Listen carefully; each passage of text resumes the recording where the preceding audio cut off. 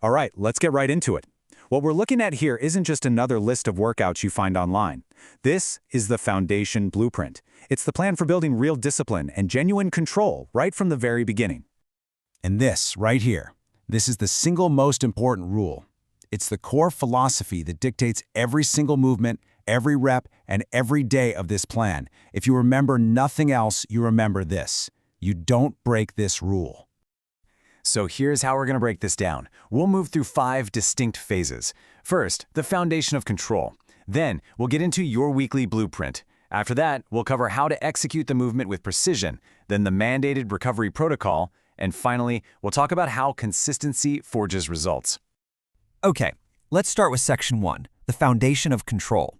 Before you even think about lifting a finger, you have to understand these principles of execution. This part is absolutely non-negotiable. This is your primary directive. We are not here to rush through things. We are not here to see how fast you can go. We are here to build a foundation. And that means control is everything. It is infinitely more important than speed or weight. Every single repetition has to be deliberate. Now, I want you to really lock in on this definition, quality movement. This isn't about how hard you go. It's about your intent. It is the deliberate practice of slow, controlled motion. Why? Because this is what guarantees proper form, it's what prevents injury, and it's what builds a truly powerful foundation. Here are your rules of engagement. I want you to memorize them. 1.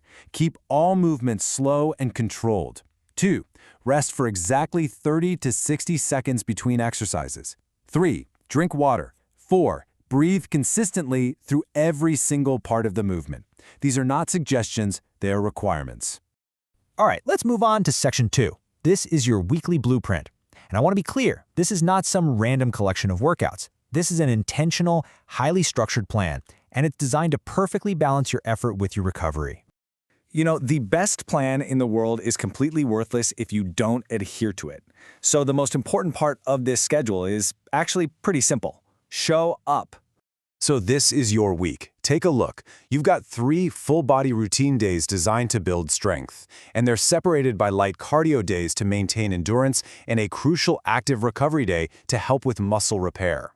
The structure is completely deliberate. We stress the body, we let it adapt, and then we repeat. And day 7, that's complete rest. You earn that. Now for Section 3, executing the movement. See, having a plan is one thing, but executing it with precision, that's something else entirely. How you perform an exercise is what actually gets you the result. This is the entire game right here. Your primary objective is not just finishing the set, it's not lifting more weight. The goal of every single rep is perfect form. Everything else is secondary. Let me give you an example of the kind of focus I'm talking about. We're not just saying, do a lunge. No, we're saying, maintain a tall posture. We're saying, make sure your front knee is tracting directly over your ankle.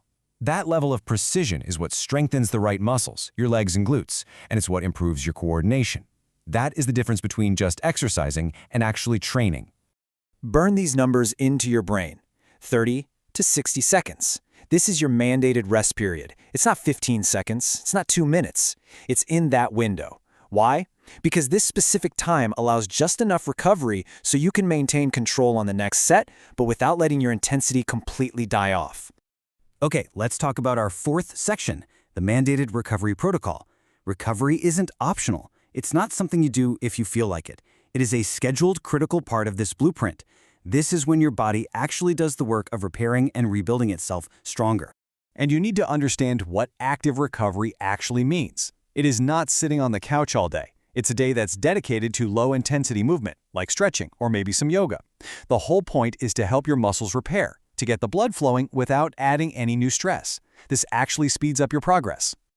After every single one of those full-body routines, you will execute this cool-down protocol. It takes 3 to 5 minutes. Again, this isn't a suggestion. It's the final part of your workout. Each of these stretches is held for about 30 seconds. This process tells your body that the work is done and it's time to start the repair process. And that brings us to the final piece of the puzzle, Section 5. Consistency forges results. Because honestly, all the other steps are meaningless without this one. The focus now has to shift from the daily plan to the long-term mindset that's required to create real, lasting change. You need to remember this. Results aren't just given to you. They are not the product of a few super intense days. Progress is the slow, compounding interest from your consistent effort. Week 1 is all about learning the form. By week 2, you'll feel your strength improve.